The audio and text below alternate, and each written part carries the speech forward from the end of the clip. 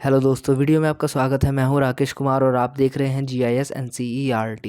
दोस्तों, आज हम समझने वाले हैं कक्षा 9 के गणित विषय के अध्याय 2 को, जिसका नाम है बहुपद, और साथ ही हल करेंगे इसकी पहली प्रश्नावली 2.1 को भी। ठीक है, तो चलिए वीडियो को शुरू करते हैं।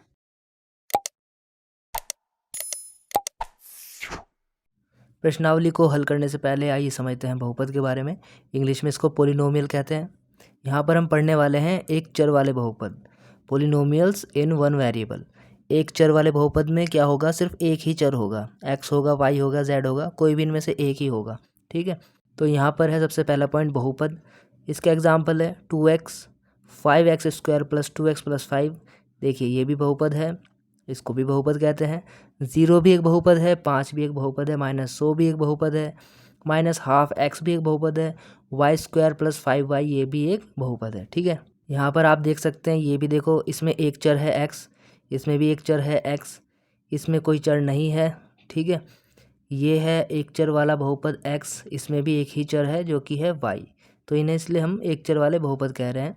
ठीक, फिर दूसरी चीज़ है कि पदों के आधार पर बहुपदों के प्रकार। अगर हम इनमें पद देखें, जैसे इसमें देखो एक पद है खाली, और इसमें 1 2 3 पद है। ठीक है, तो इस तरीके के अगर हम पदों के आधार पर देखें तो बहुपद कितने प्रकार के हैं वो यहाँ पे मैंने बताया है। फर्स्ट पॉइंट है अचर बहुपद, यानी कि कांस्टेंट पोलिनोमियल।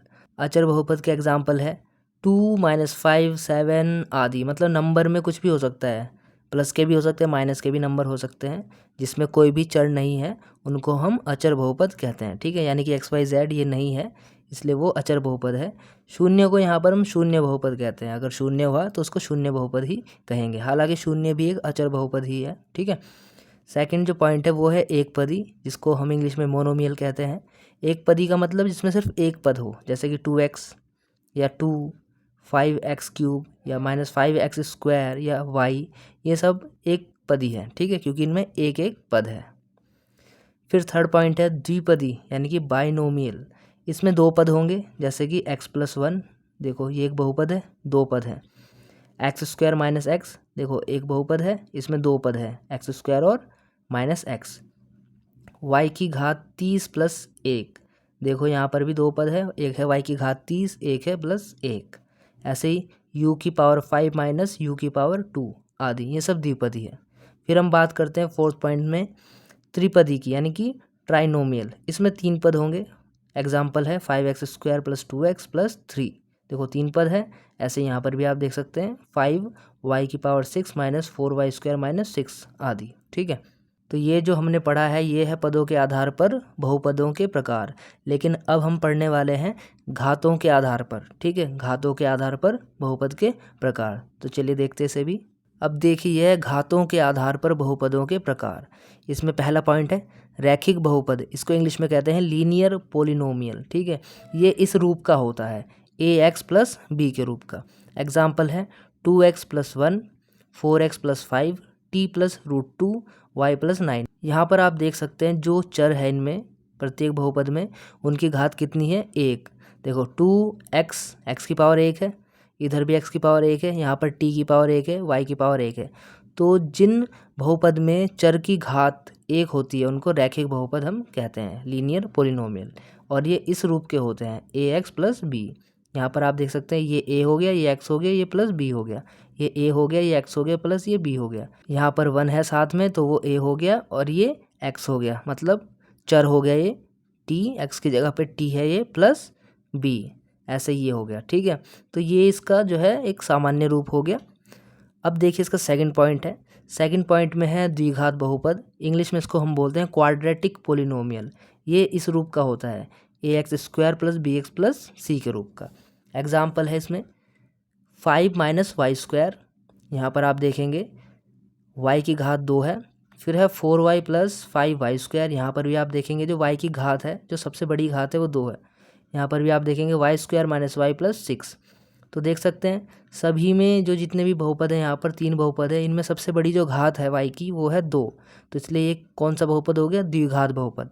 तो द्विघात बहुपद ऐसे बहुपद होते हैं जिनमें जो चर की जो सबसे बड़ी घात होती है वो 2 होती है, उसको द्विघात बहुपद हम कहते हैं। ठीक है, अब देखते हैं इसका थर्ड पॉइंट है त्रिघाती बहुपद। क्यूबिक पोलिनोमियल, जैसे कि नाम से पता चल रहा है इसमें यानी कि 3 घात होगी। रैखिक में 1 घात, द्विघात बहुपद में 2 घात, त्रिघात में 3 घात। ये इस रूप का होता है, ax³ plus bx² plus cx plus d के रूप का।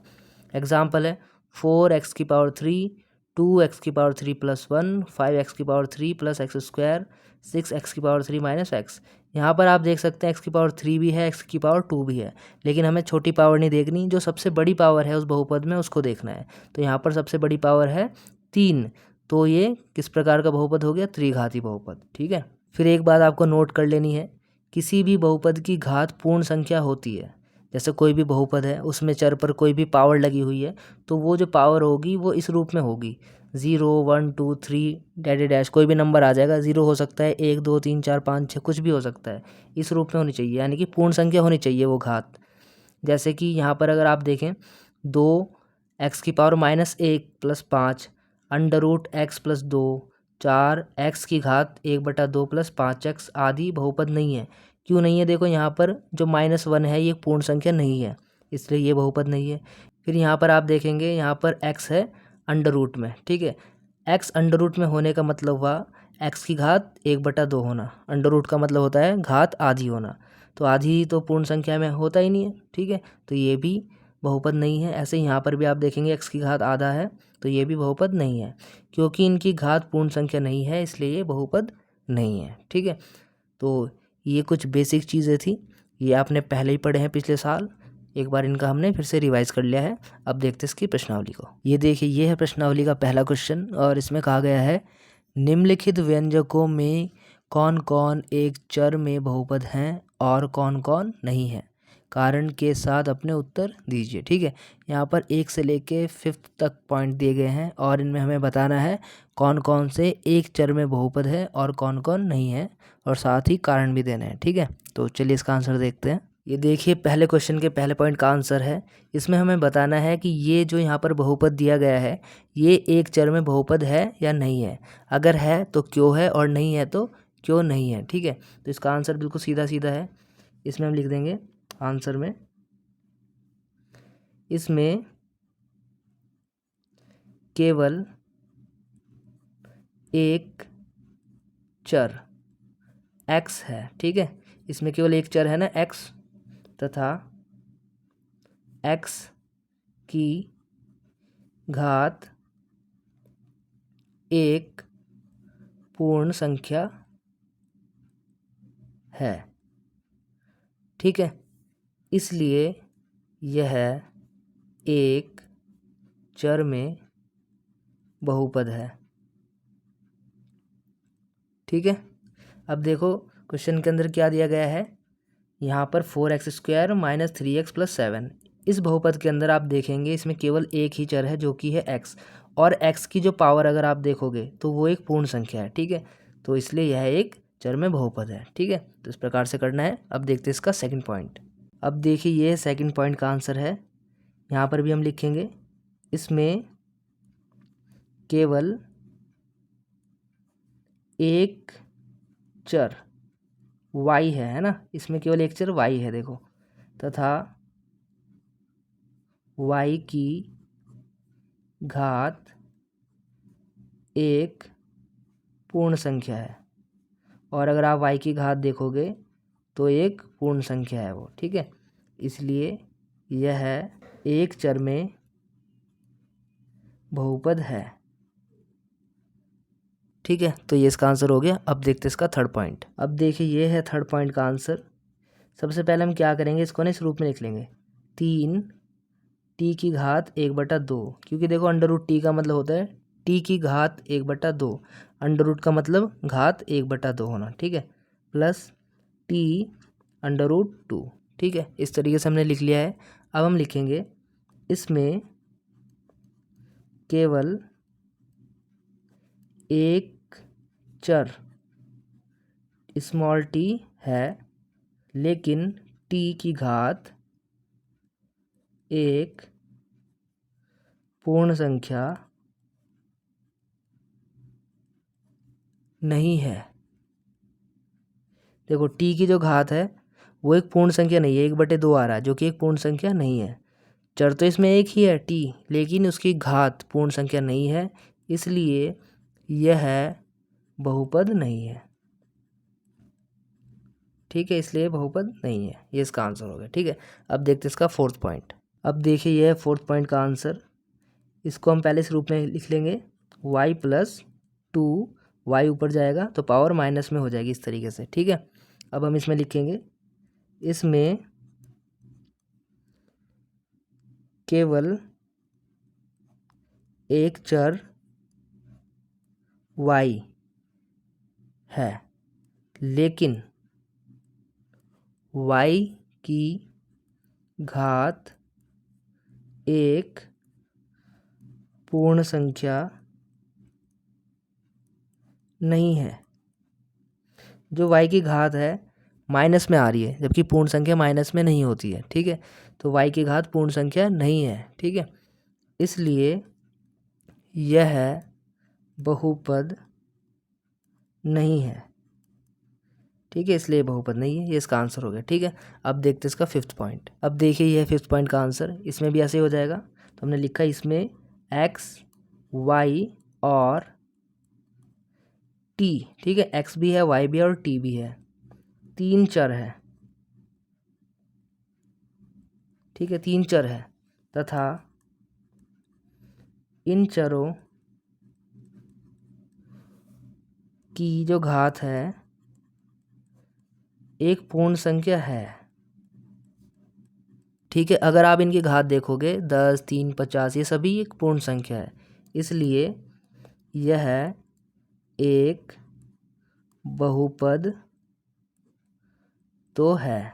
ठीक है, बहुपद तो है ये, लेकिन एक चर में नहीं है, एक चर में नहीं है, मतलब इसमें एक से ज़्यादा चर हैं। ठीक है, तो ये इसका आंसर हो गया। अब देखते हैं प्रश्नावली का दूसरा क्वेश्चन। अब देखिए ये है प्रश्नावली का दूसरा क्वेश्चन, और इसमें कहा गया है निम्नलिखित में से प्रत्येक में x² का गुणांक लिखिए। यहाँ पर 1 से लेके हमारे पास 4 पॉइंट दिए गए हैं, इन पॉइंट्स में हमें x² का गुणांक लिखना है। ठीक है, तो चलिए इसका आंसर भी देखते हैं। अब देखिए यह दूसरे क्वेश्चन का आंसर। यहाँ पर इस क्वेश्चन के अंदर हमें प्रत्येक जो पॉइंट है इनमें x² के गुणांक लिखने हैं। ठीक है, तो गुणांक क्या होते हैं वो समझना पड़ेगा पहले। पिछले साल वैसे आपने पढ़ा हुआ है, फिर भी मैं एक बार याद दिला देता हूँ आपको, इसका आंसर करके पता चल जाएगा आपको। ठीक है, यहाँ पर आप देखो पहले x², जिसका हमें गुणांक देखना है उसको ध्यान से देखो। x² है, इसके साथ देखो किसकी मल्टीप्लाई हो रही है। यहाँ पर तो कुछ भी नहीं दिखाई दे रहा है, कुछ नहीं है तो समझो 1 है, तो यहाँ पर x² की मल्टीप्लाई किससे हो रही है, 1 से, तो ये इसका गुणांक हो गया। ठीक है, फिर सेकंड पॉइंट में देखो x² का गुणांक देखना है, तो x² को देखो, यहाँ पर x² की मल्टीप्लाई किससे हो रही है, कोई नंबर नहीं दिखाई दे रहा है। ठीक है, लेकिन जब कोई नंबर नहीं है तो यहाँ पे क्या है, 1 है, और 1 के सामने फिर माइनस का निशान भी है, तो यानी कि x² में -1 से मल्टीप्लाई हो रही है, तो -1 x² का यहाँ पे गुणांक हो जाएगा। ठीक है, अब देखिए इसका थर्ड पॉइंट है, यहाँ पर भी x² का गुणांक देखना है, तो यहाँ पर आप सीधा सीधा देख सकते हैं x² की जो गुणा है वो हो रही है π/2 से, तो यहाँ पर इसमें x² का गुणांक कितना हो जाएगा, π/2। ठीक है, अब देखिए फोर्थ पॉइंट है, यहाँ पर आप x² देखिए, लेकिन यहाँ पर x² है ही नहीं, तो आप गुणांक कैसे लिखोगे। जब इसमें x² नहीं है तो उसका गुणांक क्या हो जाएगा, 0, 0। ठीक है, तो ये इसका आंसर हो गया, इस प्रकार से करना था। अब देखते हैं इसका तीसरा क्वेश्चन। अब देखिए ये है प्रश्नावली का तीसरा क्वेश्चन, और इसमें कहा गया है 35 घात के द्विपद का और 100 घात के एक पदी का एक एक उदाहरण दीजिए। ठीक है, तो चलिए इसका आंसर भी देखते हैं।